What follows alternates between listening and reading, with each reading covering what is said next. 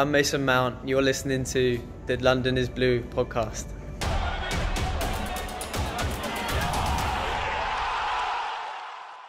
Hi, this is Ruben Loftus-Cheek. This is William. I'm Mason Mount. You're listening to the London is Blue podcast. Welcome back, Chelsea fans, to another episode of the London is Blue podcast, your home for all things Chelsea FC. Nick, Dan, Mike, and myself cover all the match reviews from the latest Chelsea matches. We cover the team news and even throw you some exclusive interviews. Thank you already for being an awesome listener. And you know what? Let's jump right in. Welcome back, Chelsea fans, to another episode of the London is Blue podcast. We're coming at you after the season opener. The Premier League is back. There's a ton of excitement in the air. And to run through all of that, I've got Dan. No Nick, no Mike today, but we have another type of Mike. We have Mike Ryan Ruiz joining us as well. How's it going, Mike? How's it going? We just got embarrassed by Manchester United 4-0 in a game that is probably one of the highest rated Premier League games in this nation's history. I'm doing all right, though. Question mark. I think that's appropriate, Dan. I think I'm supposed to be the rational adult and say it's week one and let's not overreact. So I'm breathing. I'm doing my breathing exercises. I spent 20 minutes looking at the ocean, so I think I'm good. Yeah, I mean, this feels like, if we don't have ads for these, but this is where we should have the ad read for like Calm or Headspace or something. That probably would be on brand for the result today. Yeah. This was, I think, what happened today was what we all feared when, the club's best player and the manager and the bands all sort of started coming in. You start paying attention to what neutral observers and hot take artists were saying on the internet, and you sort of talked yourself into a more positive spin as the preseason went on. And then I think we were just all smacked in the face right now with a pretty rough dose of, I'm not sure this is reality, but whatever it was rough. Yeah, it was not pretty. And as I kind of teed up at the beginning, it was a lot of excitement in the air heading into this one, and it quickly left, and it didn't come back. So before we get into all of the good stuff, what we will be talking about is why we maybe shouldn't be freaking out, what actually went wrong in the match, trying to break down some of the tactical analysis of it, and what we can do to fix it. And then we'll obviously have to look at, we got to trust the youth. There's no other alternatives as of right now. Transfer window is shut. We still have another transfer ban coming up in January as it stands, so we just need to buckle in and figure out what it's going to look like. So, but before we get into all of that, Dan, we continue to get 5-star reviews on Apple Podcasts, and they are amazing. Yeah, it just keeps on going. It is the constant. It's like Chelsea hitting the woodwork. It just keeps on continuing. At least this time, you want it versus Chelsea hitting the woodwork, you don't. We want to thank CPZ, HK Buff, Fried Fish 2277, Gage C. Dot, and then Frank's Fan Club, and then Rakesh. You guys all left amazing 5-star reviews in Apple Podcasts. We want to shout out at the beginning of the next episode, whether you are praising our optimism or thanking us for helping you get through your summer internship, which we are happy to help do so. Leave that 5-star review on Apple Podcasts. We'll get to it on the next episode. So now for the Patreon names, this is going to be a big one. We had almost 30 people join up and supporting us on Patreon recently. A lot of it due to people wanting to get into our Fantasy Premier League, and there's still time because I scored about -7 this week, so you're not really missing out if you join now. So Alex G, Alex W, Alan, Andrew, Cameron, Chad, Chase, Daniel, Dylan, George, Hussein, Jack, Jacob, Jax, Yaroslav, Jay, John, Josh, Justin, Lewis, Logan, Matt M, Matthew W, Nikhil, Richard, Rose, Scott, Silas, the High Notes. You are all amazing, and we thank you for your support. But let's go ahead now. It is match time. We're going into the Manchester United match review.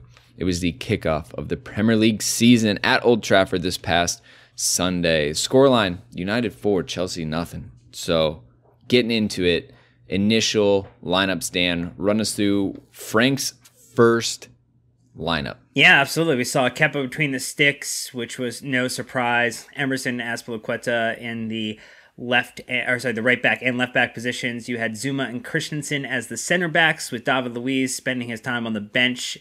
For Arsenal this weekend, we saw Mason Mount, we saw Barkley, we saw Pedro, we saw Kovacic and Jorginho all working in midfield positions, midfield/attack positions, and then Tammy Abraham as the number 9 gets the start up top. Substitutes included Tomori, Kennedy, Caballero, Alonso. They were all the unused subs. Pulisic, Conte, and Giroud end up being our 3 substitutes. And I think most of us, Mike, were a little disappointed to not see Christian start. This is the Chelsea podcast that features basically Americans 99% of the time. And we kind of wanted to see him start. Yeah, I expected him to start. Didn't you guys? He was, I don't want to read too much into what we saw towards the end of the preseason, but he was a regular starter, and he was playing alongside a lot of people that we figured would make the starting 11. I kind of started getting a little nervous because there is this Wednesday Super Cup fixture, and I don't really know how much we can take this first starting 11. I don't really know how to reconcile that with the upcoming fixture on Wednesday and what Frank Lampard's priorities are. One thing that I saw on social media from Nick and a lot of Chelsea fans was credit to Frank Lampard. He's easing Christian Pulisic along, and I thought that was a popular take, and I was believing it initially, and then I realized, wait a second, Christian Pulisic has started for Dortmund in the Champions League. He's played in pretty big games. Mason Mount hasn't started outside of the Championship, where he's 19 years old. We're just gonna take our time with Christian Pulisic, but Mason Mount, we're just going to throw him out there. So I started getting mad at the decision, quite honestly. And I'm not really sure that had any sort of impact on the game, but I'm just speaking from an American that wanted to see our best player. I mean, look, you led with emotion, but you came in quickly with a lot of reasoning, you know? I mean, like you said, Mount is exciting, but he had a great season at Vitesse, and he's had a great season at Derby. Like, Pulisic, on paper, has accomplished way more than Mason Mount. So you just kind of have to wonder what kind of a look Frank was maybe going with. Obviously, having Barkley, Pedro, and Mount up there. But the way it went, right? And you know, it's kind of has the same thing with fantasy. Like, in week 1, you're just trying to get a feel. How are your players going to react? How are they going to go out there? It's a huge match. You know, the only difference I could see, Mike, is that potentially Christian doesn't have a lot of experience playing in England. But again, that's kind of a soft argument to hide behind. So I think that you know having Christian Pulisic as a starter is a pretty good shout. Was there any other surprises to you about the lineup? I know in our previous pods leading up to this, I didn't think Tammy Abraham was going to start. I thought he'd go for Giroud, who's just more experienced. So to me, that was one of the bigger surprises. I felt like part of the reason why I felt like Tammy Abraham was going to start was at Super Cup. For better or worse, Olivier Giroud has really carved out this role as the Cup striker. So I just assumed Giroud was just going to start Wednesday in Turkey, and Tammy Abraham, who was gifted the number 9 by Frank Lampard, trusted, I should say, with that number 9.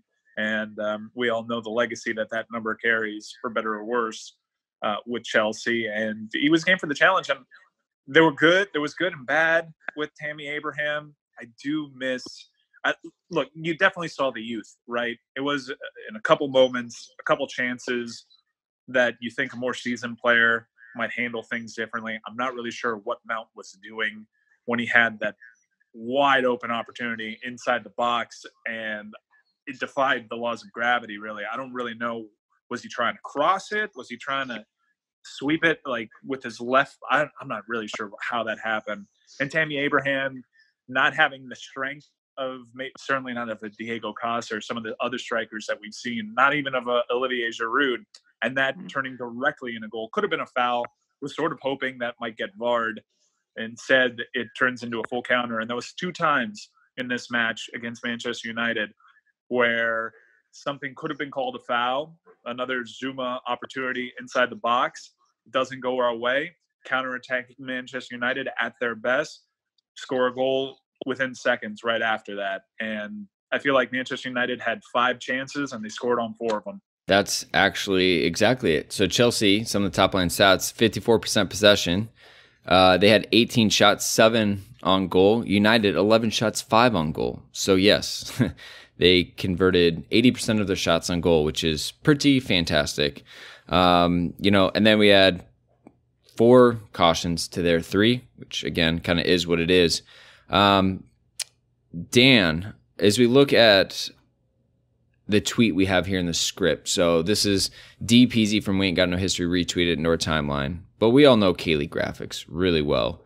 And he's talking about the expected goals chart, the map from this match. I know it's 4-0 on paper, but if you want to try to open the door for silver linings early in this podcast, this is a way to do that. Sure. I mean, again, there were a lot of shots. There were shots on target for both teams.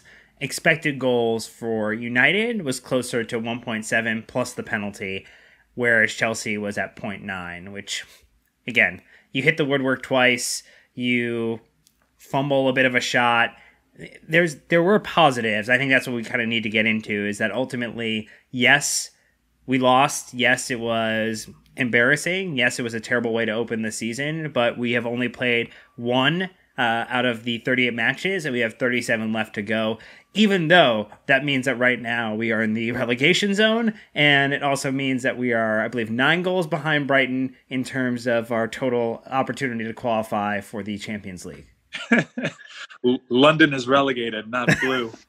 It's Watford and West Ham and Chelsea. Oh my gosh. Look, the table at the beginning of the season is always wonky, but Mike Ryan, the goal difference, everything that happened, it's like if it could have gone United's way, couple deflected goals, the penalty, just that. And I heard in the commentary, Arlo White saying that was Zouma's first ever foul committed for a penalty. Of course it was. Of course it was on opening day. Of course it was after he was a rock star for Everton last year. It just, no breaks really went Chelsea's way. And that was kind of the theme today. Yeah. We can do a few minutes on Zouma. I'd rather not get carried away right now and just concentrate on the goal differential, because I do think it matters. Yes, I do kind of feel like the league was lost today because we're 9 goals back in Manchester City. Perhaps I should recalibrate my expectations, but fellas, I don't think this season's about finishing top of the table. I think right now we should probably recalibrate any expectations and hope for a top 4, which is certainly still within the realm of possibility. And even if the most optimistic of Chelsea fans could obviously chart a course to the top of the table, but this comes back to bite people. We saw how close the league came to outside of the top 2. The top 2 were close in their own regard, but everybody else was sort of log jammed, and goal differential really could have come back to bite us. And thankfully, we took care of business against the likes of Crystal Palace. But I think goal differential is really going to be important in this season because it's a lot of the same. You have a clear top 2 in this league, and several other teams are jockeying for position in Europe. And you can't be putting yourself in holes like this. We saw it all too often last year. It was a lot of deja vu, even though the squad's totally different. We're hitting the woodwork. We have 1 or 2 things go south, and then all of a sudden we're staring at a multi-goal deficit playing into another team's strengths. And these were things that aren't supposed to carry over year after year, but it's just sort of the domain of Chelsea here. Dan, like I was talking about at the very beginning, there's a lot of optimism running into the season. You and I specifically saying Chelsea top 4, no problem. Nick being less optimistic of it. After seeing, surprise alert here. I guess in your opinion, it's only 1 match, but kind of like what Mike Ryan's saying here, do we need to maybe come down on our expectations as to not be that guy who calls into BBC saying Lampard needs to be sacked? That guy also said something else really weird too. I don't remember what it was, but that's not why you come to listen to this show. If you came to listen to this show for that reason, I regret to inform you that the Frank Lampard Optimism Express is still running at, it had a little stop at the station. to refuel, to get some baggage, check back onto the train. But it's going to be taken off from the station again come Wednesday, and that's kind of where we're at. I think anyone who is thinking that this season was a top 1 or 2 contention against Man City and Liverpool, projects that are 3, 4, 5 plus seasons into being where they are today, as Chelsea has continued to be a club that sells its best players or sells players at maximum value as a primary part of their financial strategy at the moment, and then loses Eden Hazard, is probably not appropriately calibrated with where the club is at today. And so I think anything where people are looking at today, I mean, it's overreaction. We were at the theater of dreams, and now the reaction is overreaction theater. And people are just getting a little too pumped up or fueled up with these ideas that the season is doomed from game week 1, which I don't think that's the case, because it's not necessarily a season to go be champions. It's a season to figure out, do we have players that we can actually develop and become first-team starters for Chelsea? Do we have players who become squad depth? And when we are able to sign players again, can we go out and sign the best players that are going to cost a ton of money, because we know we've developed a couple of good players that can, add value to the team, Mike? I don't think anyone who's selling you that this is an absolute failure already is, you shouldn't listen to them. Bad opinions to listen to. It's easy to start getting spooked right now, especially staring at another transfer window as it stands right now, in which there's a ban against you. But I do think it's important for us to remember, and I had to remind myself of this, even the Chelsea starting 11 that took the pitch today, that's really not what any of us figure is going to be the starting 11. Even a couple weeks from now, when you have guys like Rudiger, look, Zouma had a fairly disastrous first half. I had flashbacks to a couple of years ago where every game sort of came down to whether or not Zouma was going to make the mistake. And he was going to make the mistake. It was just whether or not you could survive it. We couldn't survive it this time. But you imagine Reece James also being one of the backs. That's going to cause some reshuffling and help some of the depth issues. Even guys like Callum Hudson-Odoi. And if you're a true optimist, maybe Ruben Loftus-Cheek comes back at some point in the winter, and all of a sudden you have more of an end product. N'Golo Kante will obviously be a fixture of the starting 11. I think we all assume you're not going to have the defensive lapses throughout the year. At least I don't think you are, when you have guys like Rudiger, N'Golo Kante, and Reece James sort of help fortifying that starting 11. Now we're really getting into the positives that we can take from this match, is that this lineup isn't going to be what we end the season with, most likely. We talk about the fact that, statistically, this is our worst loss, since we lost 7-2 on opening day back in 1978, right? This is the biggest loss to Manchester United at any point since Sir Matt Busby was in charge of Manchester United in 1965. But again, all that doesn't really matter if things change. And that's the biggest thing. Honestly, I'd even forgotten about the Wednesday match. So the fact that Frank has to put some level of importance on that, he can't just go in only thinking about Manchester United. Then you have to go back and go to Leicester. Well, Leicester's not going to be easy as well. So it's definitely not straightforward and simple, and he's got to be very careful managing fitness of guys. And I thought he put it really well in his pre-match presser. They are fit, they are not match fit. So they're healthy, they can play, but they're not fit to play the match. So he has to be really careful with that to make sure that, you don't put N'Golo in and then he's out for 2 months, which is, yes, I know, I said that. But anyways, we move on. So Dan, you tweeted some positive things about Kante getting minutes again. Rudiger will be back very, very soon. Hudson-Odoi is back at training already. Reece James will compete for the right back spot, and Anthony Taylor can't officiate all of our matches. So that was your summation of the match. Yeah, pretty much what Mike Ryan Reese just said there, outside of the Anthony Taylor comment, which just had to be said because he was a little farcical today, and I don't want to spend too much time on it because, that's just, we also have to make our opportunities count. And so as much as we can be upset with an official, let's look inward first and figure out the problems we can fix. And, I think there are reasons to be excited when we have Reece James competing with Azpilicueta for the right back position. That's something to get excited about. When you add competition at the center back position for both Christensen and Zouma with Rudiger returning, that's something to be excited about.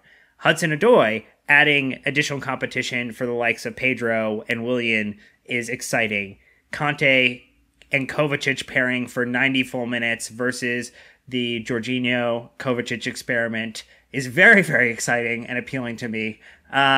So there's a lot to be positive around. And I think Frank was asked on Sky Sports after the match, and he was talking about just how he didn't want to talk about transfers. He didn't want to talk about the ban. He wanted to talk about the fact that there were four individual mistakes that caused the result today, and that he really kind of felt like, he said it wasn't a fair end result, even though that's kind of what the result on paper was today, and that ultimately there are these players who are coming back and will give us a starting 11 that is more in line with what he wants to accomplish, Mike. And I think that's where I'm pulling a lot of my excitement. I'm appreciating the realism, Frank. I'm appreciating the honesty of the moment to take it on the chin, even though it fucking hurts.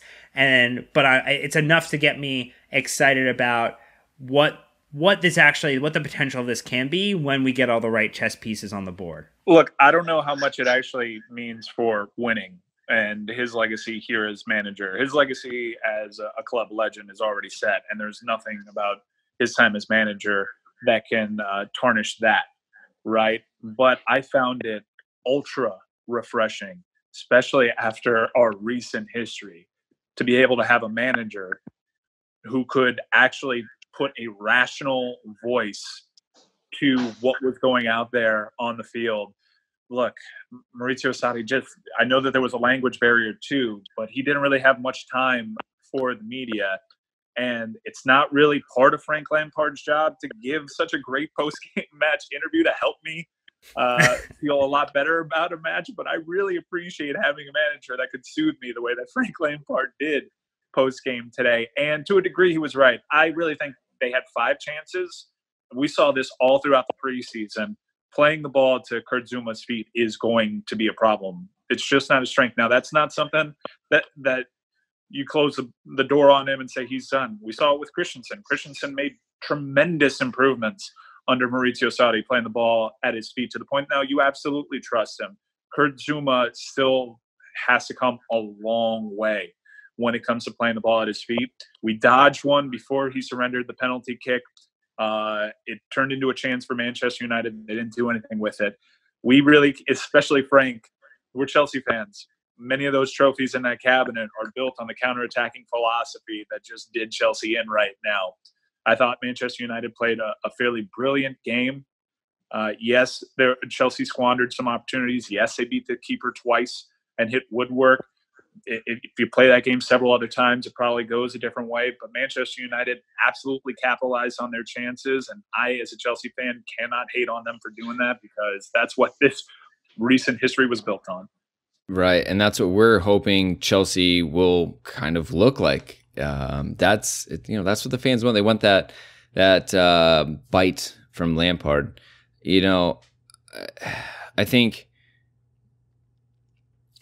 I thought his substitutions were fine. He brought on attacking people. I thought Tammy was struggling quite a bit. And the fact that he brought up Barkley, okay, fine. Fine. Maybe the right decision. We don't know fitness levels. And then to bring Conte on, that was the best one. But he did just kind of seem to sit and just accept it in the match instead of tweaking too many things. Again, I think these are growing moments for him. And so in the match, I get a little bit nervous. But then when he comes out with the comments afterward where he's had time to process it and think about things, and he says what he says, now I'm more confident. I feel like, all right, this isn't beyond him. This isn't something that he can't handle. And he's going to grow with it. Just like we're expecting Zouma and Reece James and Tammy and Mason and Barkley and Pulisic and everyone to grow throughout the season. Frank is going to grow just as much, if not more, as these guys too, which is kind of it's good to see. I wanted to ask you guys specifically about the subs. I just really like Pedro coming off the bench. I think he's a really effective sub, and this ties directly into the Pulisic decision. And we're Americans, and this is probably not that big of a storyline across a pond, and I understand that. I just felt like they could have done creative things with Christian Pulisic's speed down the flank. Whether it's, we saw this a couple of times last year where they would change the wingers, flip-flop sides, maybe take advantage of that speed discrepancy between him and Luke Shaw. I was really begging for that, as opposed to just being married to a system, because Lord knows we got a healthy dose of that last year where you wouldn't change depending on the opponent. I thought they were susceptible to a really fast wing player, and it's a missed opportunity, unfortunately, I think. I would agree with that. I think what I struggled with watching was Pedro, Tammy, and Barkley really struggled to get on the same page with one another in terms of passing and connecting play. I think Barkley was a little alarming with some of this, the weight on his passes. They were a little slow when they kind of were making movement, very easy for the United defense to kind of capitalize on those. Pedro was running, but as we've seen, sometimes he can continue running and not have the right type of intent to move it forward appropriately. He'll try to cut back 3 or 4 times to continue carrying the ball at his feet. I would actually say I think Tammy did a better job holding up than I thought he was going to in this match. I'm disappointed that the foul wasn't called off that launched the second goal, because I actually think he was bodying up Maguire, which is a pretty tough ask, I think, for any center forward in the Premier League. I think that's a really tall order, and basically got to the point where he was still able to keep the ball at certain times, just wasn't always getting the ball. Did have those, kind of that one shot that really was just off the crossbar, probably should have had a goal today. So I think Pulisic coming on should have really offered a little bit more of that width, should have kind of allowed us to get a little bit wider and kind of pull United out of position, because we were seeing when Mount was moving forward, you were getting a lane for Tammy to kind of run into, because the center backs were basically pulled apart like string cheese. I mean, it was like, just super, there were ways to get through that. And you would have liked to see that continue into the second half. But I think when you saw Giroud was not making the same type of runs that Tammy was making. And so Pulisic was, I think, a little let down by what was actually happening around him on the pitch. There were a couple of moments in this match, though, where you felt like Tammy might have let up early in runs, especially early on, when I felt like Chelsea really had Manchester United on the ropes. There were 2 goals that he missed by a step. And it's not his closing speed that was the issue. It was really him not being able to read the play developing at the very start of the play. That might come with time and playing with guys like Pedro, like knowing, Pedro's actually going to get to that ball and he'll play it in. So let me not just assume he's not going to play it to me.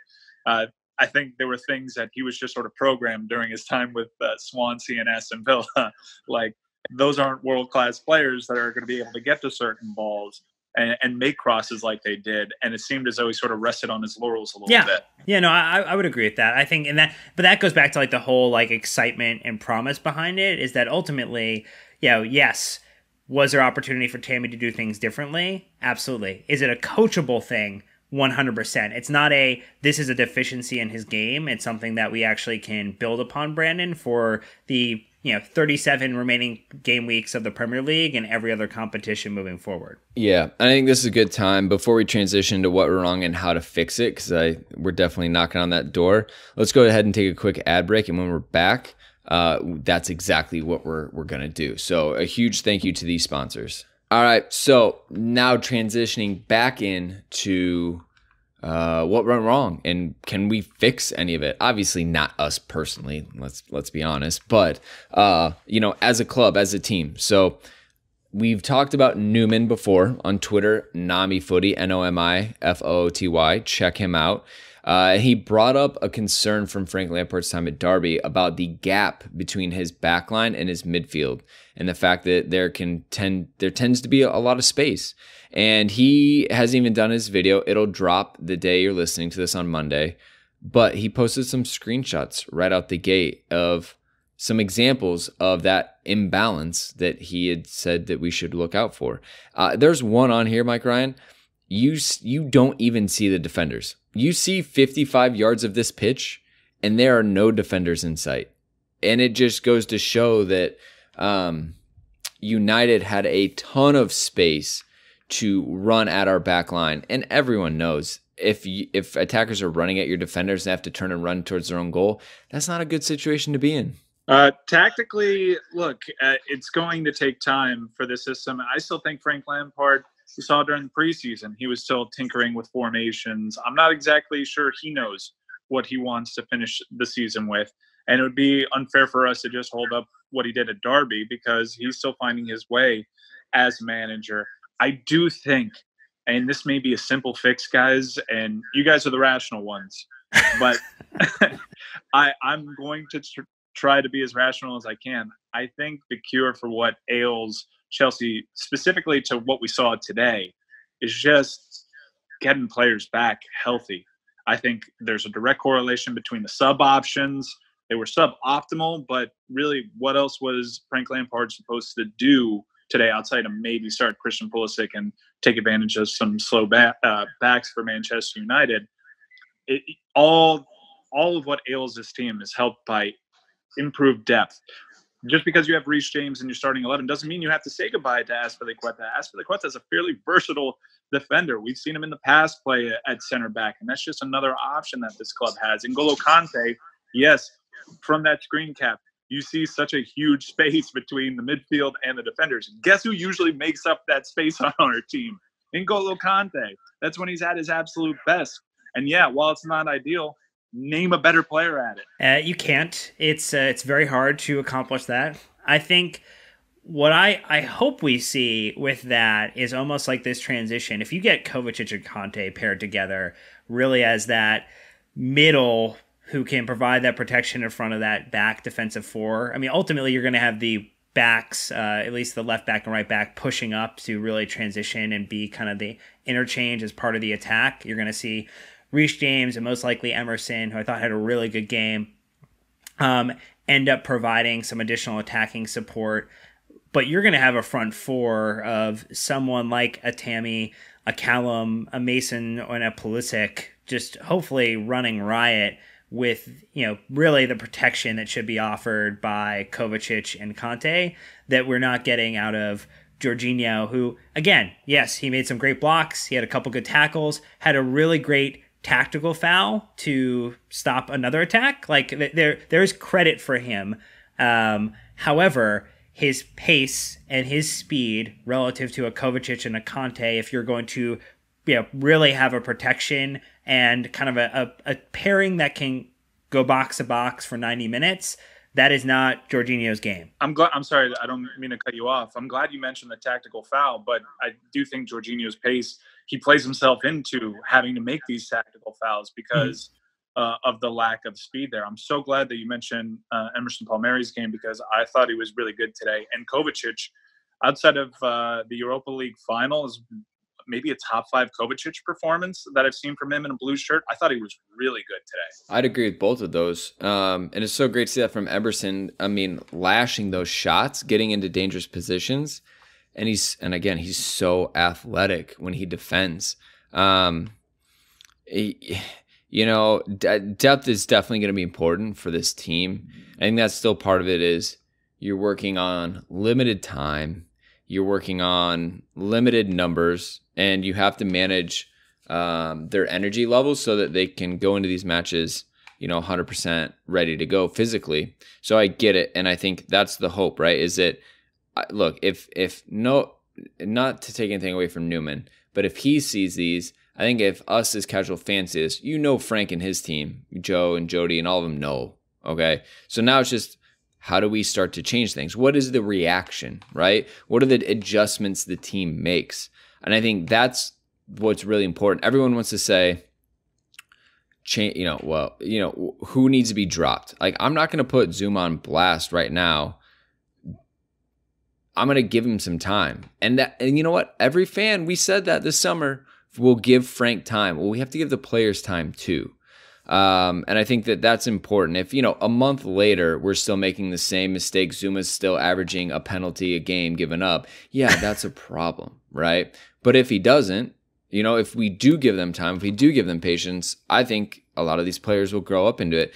And this is funny. Like, NBC was so excited to show the graphic, Dan, that United had the youngest squad in the Premier League of the weekend so far. And I think we are 4th. So we're very high up there as well. But that's a big part of it. Like, talk us through. Chelsea have a young team, but we also have a lot of quality in that young team. And just like us, I was a lot dumber 10, 15 years ago than I am today, because I've learned stuff. I've made mistakes and I've learned. It's the same thing. Thank God I didn't have tens of millions of people watching me back then, Mike Ryan. I'm sure you lived a little bit tighter of a life than I did, but we've got some mistakes to be made out there. Yeah, and yes, there are certain things that you could chalk up to lack of experience. But you know what? David Luiz was a fairly experienced player. Kurt Zouma's played soccer for a very long time, and I still see Kurt Zouma making some of the same mistakes. I'm old enough to remember Kurt Zouma's first go-around with this club. I remember that experience. Okay, let's not pretend like he was flawless. He was a deer on ice at times. A lot of it can be rationalized by saying, yeah, Mason Mount's 19 years old. Okay, but they're 19-year-old players that don't often make those mistakes either. I do think this is a club that's still learning how to play with each other. A lot of loanees coming back, a lot of people that were on different clubs, and they're still learning their way. And I think that the best cover for that, as players make mental mistakes, is N'Golo Kante. And he wasn't out there today outside of him working himself back into fitness, coming off the bench as a sub. He buys you a lot in terms of patience with others and letting others grow and make those mistakes and learn through them without it breaking your back. He wasn't out there to erase some of these. Yeah, I think that's a really smart point. And I think we talked about Kovacic and Conte earlier. The moment you get the two of them back in together, they have the pace to really kind of move in between the base of the attack and the front of the defense pretty quickly. And that's going to give a lot of cover. But to that larger point of trust, the runs that Tammy's making where he's potentially not knowing if the ball is going to be there, Emerson maybe being pulled out of position or having to kind of run across because our defenders are a little bit out of sorts, Azpilicueta maybe being in a little bit of the wrong position today. Like that, there was just so much where we didn't look like we were fully in sync, especially after the penalty. I mean, we looked brilliant for the first 15, 16 minutes, and the moment the penalty happens, really there's a mentality shift in what we're allowing United to get away with, what we're allowing them to do. And then in the second half, they start playing basically counterattack football, and we really struggle with a couple of brilliant passes from Paul Pogba, just absolutely shredded through where our defense was at times. And I think ultimately there is opportunity to fix it. It's going to be about getting collective minutes together. It's going to be about establishing who's our back four and getting the minutes together so they can build up the trust. It's getting who's going to be Kovacic and Conte have to be that 2, who's going to be the 3, and who's going to be the 1, so that they can get the appropriate amount of minutes, Mike, so that they start to gel. Because right now they are just, they're water that was just put in the freezer. Like, they are not solid at all. They're not solid. And I don't want to ride these guys too much, because maybe their destiny for this year is not exactly the role that you saw them in today. Mason Mount, obviously, a lot of Chelsea fans really excited about him. Maybe he's not, maybe it's not written in the stars for him to be counted on to the degree he was counted on today. We're saying how it's not fair for Christian Pulisic. It's certainly not fair for a 19-year-old Mason Mount. Just being able to know that by season's end, that midfield will have, with regular dependency, hopefully, especially if RLC comes back to full fitness, Callum Hudson-Odoi, Ruben Loftus-Cheek, N'Golo Kante. These are proven entities, and you don't have to hinge your entire season on the hopes of whether or not Mason Mount can survive a trial by fire. Yep, you're right. And I think that's kind of the exciting and unknown parts of it. At Opta Chelsea says 19. The number of players who have been at the Chelsea Academy have played 22,445 Premier League minutes for the other 19 teams last season, the highest contribution from any academy, finest, period. So that means we had 19 players, we just had academy players playing at 19 of the other teams last season and racked up a shit ton of minutes. Number one. Well, right. I mean, we're fueling other people's success. We want to bring that in-house. So, the good news is that other Chelsea Academy graduates and players are having success in the Premier League, other teams. They should be able to have success here as well. And then our friend Nisar Kinsella on goal.com talking about Mason Mount's debut, right? So he says 2 shots, 2 on target, 4 key passes, 7 crosses, 81.6% pass accuracy. So the kid had a good day out. And I think that, again, these are the signs that we want to take leading into it. But I mean, make no mistake, right? Like, this sucks. From a result standpoint, barring any injuries, it's probably the worst result we could have had today. And I think that that's what's really troubling, unfortunately. And for me, we just have to make sure that we don't get Olayed off the pitch like that again this season. That having that at the end of the match for me, like as a fan, is one of the things that got me the most heated, I'd say, and frustrated. It was not the look we wanted.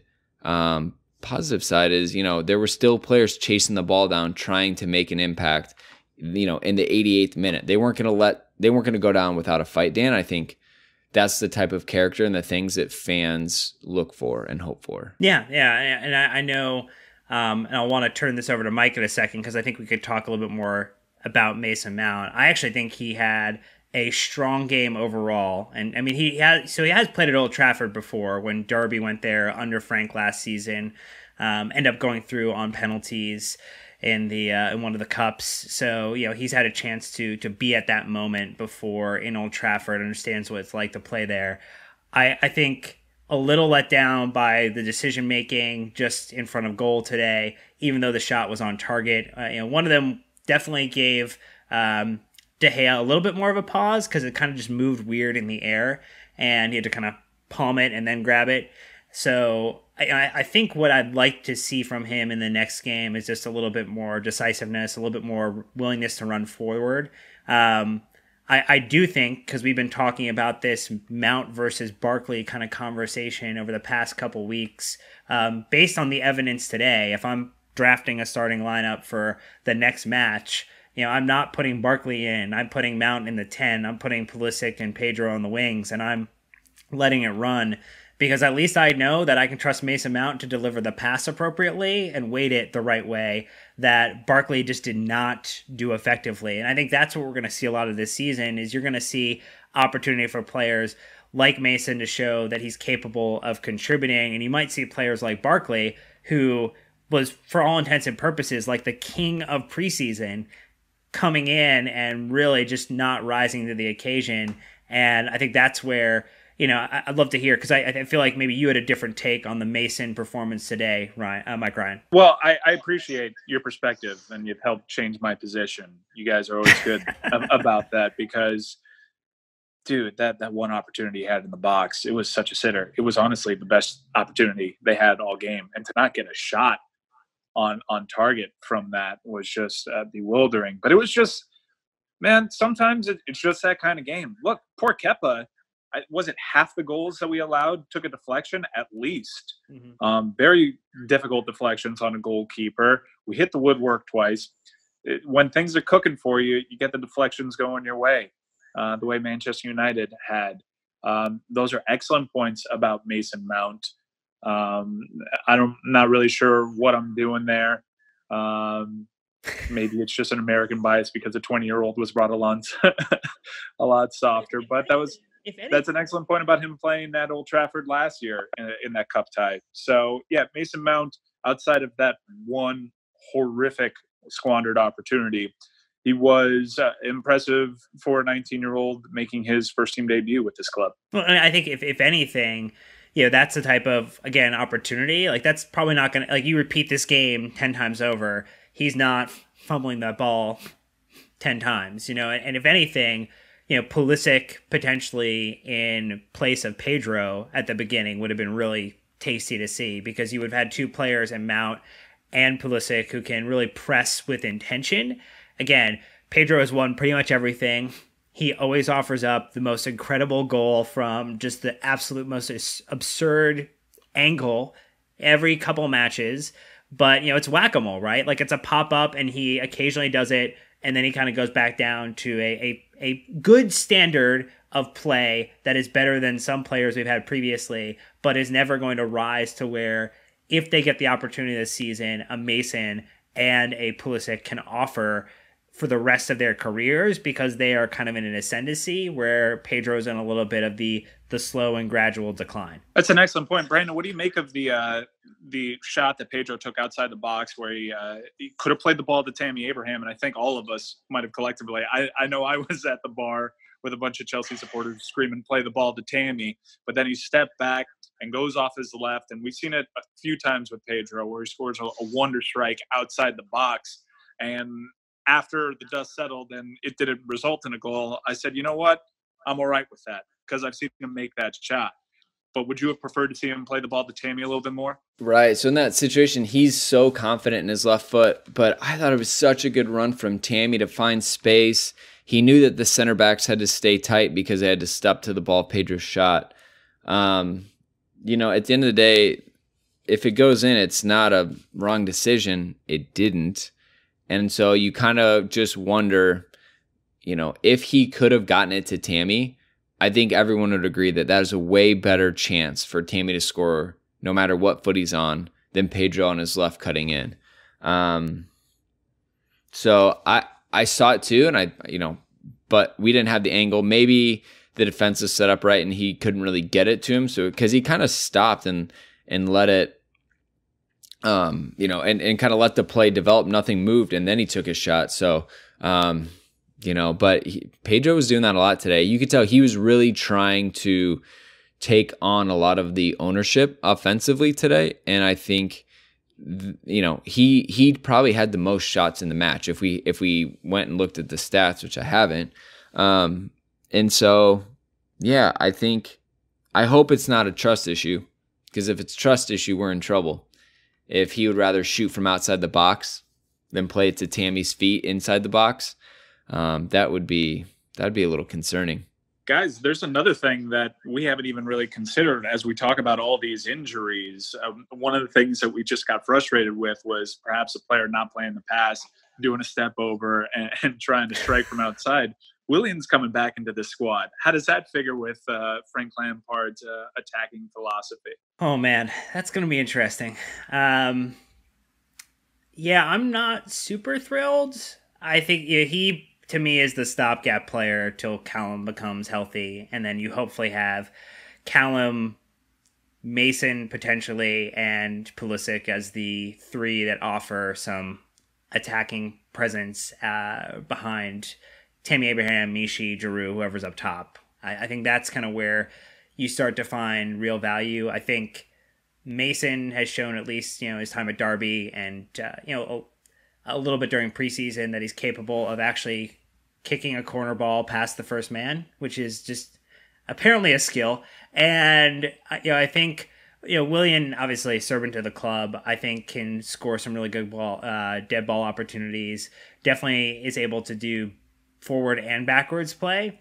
So I think that's kind of interesting because, if we were kind of countering a little bit more, that would offer value, but he does not make the first pass very quickly, Mike. I think we all can agree that sometimes he holds the ball too long, and that does not mesh with what Frank is trying to do. And it's going to be interesting to see if he will take the coaching or if he will try to freestyle essentially, or freelance when he's playing on the pitch. Yeah, and Willian being a player that has had tenure here, and I think no one's really spoken on it on public record about what happened with David Luiz, but I don't think Frank Lampard, using that as an example, is going to shy away from telling an established player they don't figure into his plans. I don't want to make that assumption because, as we've mentioned on this pod, Frank Lampard is still learning his way and can still evolve, and doesn't have all the weapons at his disposal just yet. But certainly curious things are ahead, because I was guilty of totally forgetting Willian figured into the plans this season. It's easy to forget because he hasn't been a part of any of the preseason games. So that is yet another option at the very least when we try to break down some of the decisions when it comes to subbing in. That's another option he has on the bench at the very least. Yeah, the David Luiz one was I kind of said this on our little emergency pod. It was the first big decision of Frank's probably management career at Chelsea. Maybe you could even rewind and say just the people he kept on the squad was probably the bigger one. But it doesn't matter anymore. He's not here, and we have to figure out what we're going to do about it and how we can try to, cope with it going forward. Huge opportunity for Tomori now. He's obviously a big winner in that whole thing, because there will be minutes for him to play without a doubt, especially while we're waiting on Rudiger to get back to full fitness. So, we'll kind of see how it goes. Kind of with that being said, I feel like we touched on a lot of the stuff without getting caught up in the downward spiral that could be the reaction from this match. And I think that there's value to that one.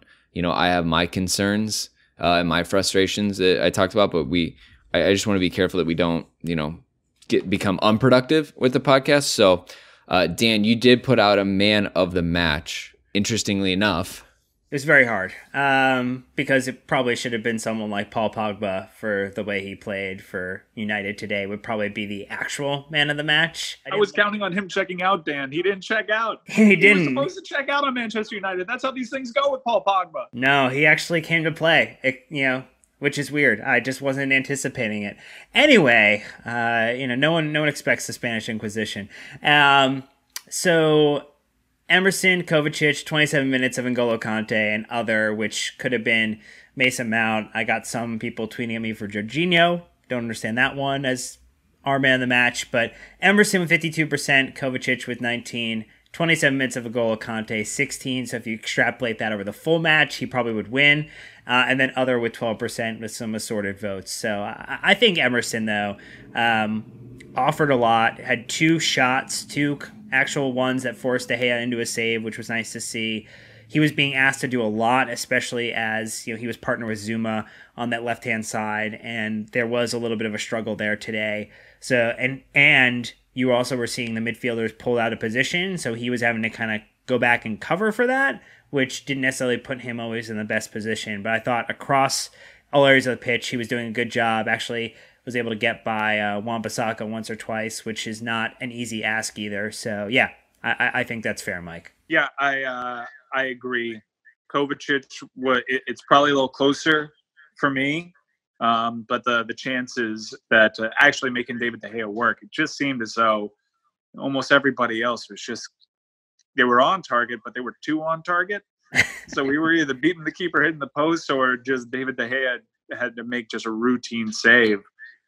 Palmieri was really the only one that was Emerson Palmieri was really the only one that was testing David De Gea today. Kovacic, I was just impressed with the increased responsibility, obviously, with N'Golo Kante out. We needed Kovacic to be an absolute star in his role. And while he didn't create or feature in any sort of goals, I think defensively he showed you that he can do exactly what this club needs of him. So I think that's the main takeaway, is two guys really asserting themselves with the opportunities that they were given here, because those are guys that are in competitions for those spots, no doubt. And it was good to see them rise to the occasion. The other shout for name on here that I didn't put in, and we didn't really talk about a whole lot, which actually I think helps to create the point, is that I actually think Christensen, under the radar, had a much better game than I think people were generally expecting. I mean, I think when you looked at the depth chart heading into the season, a lot of people were like, it's Zouma, Rudiger, Christensen. Ruiz leaves. That obviously means that the ball playing center back is going to be someone in the vein of a Christensen. And I think, he made some good challenges. He actually got up in the box and took away a couple balls. I generally was, more positive on him in this match than, either, Azpilicueta or Zouma. I mean, again, in relative terms, they had pretty abjectly poor performances to their standards. So that also helps make Christensen look a little bit better. But I think generally Christensen had a pretty positive game and shows that there's something good to build on there. I totally agree. And I think one thing that we should probably do, as you kind of tipped your hat a little bit to Paul Pogba, Manchester United was good today. Probably better. I know that there were certainly some things that Chelsea could have done that could have changed certainly the score line.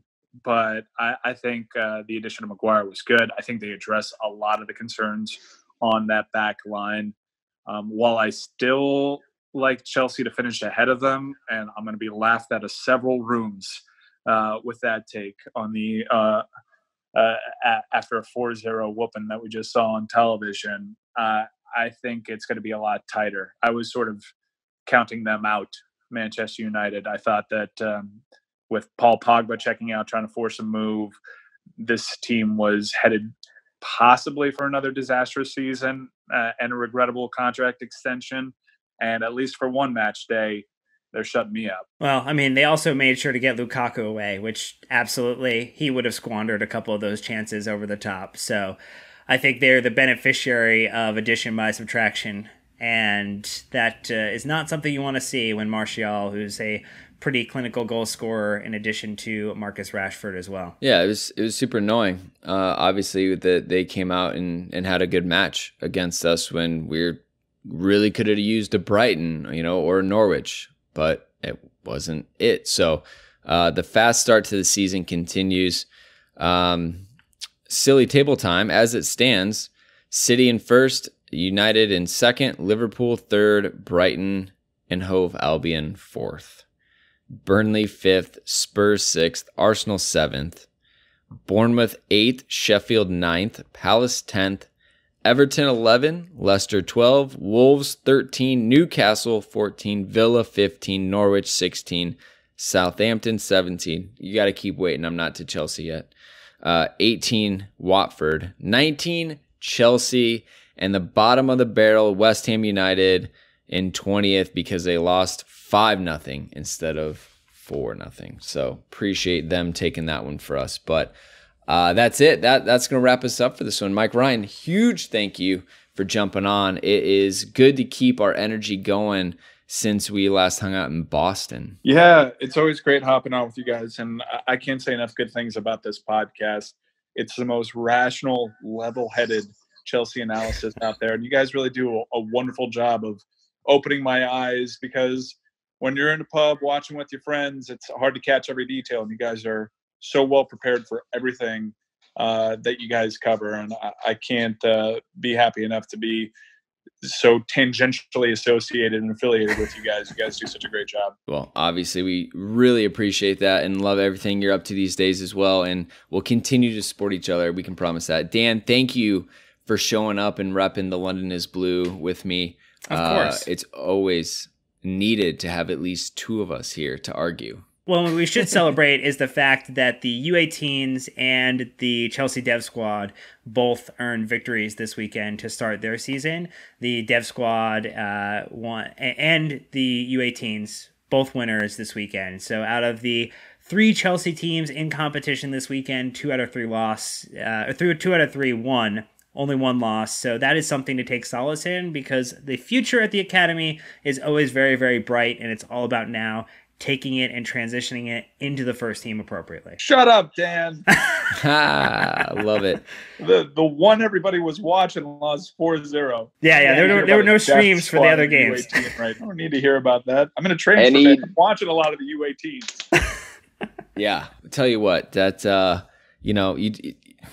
I really hope we get January. I mean, talk about it. United spent 130, which is 130 million pounds, which is what we raised off player sales this summer on a center back and a right back. That is a scary world to live in when that's what the going rates are for some of those things. But it's all about the Mbappe fund. All right, Kylian Mbappe, Chelsea in 2020. All right, that's a wrap, Chelsea fans. Thank you, the listener, for hanging out with us. You are the best part about this.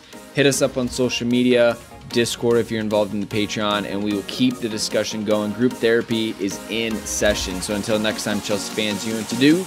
Keep the blue flag flying high.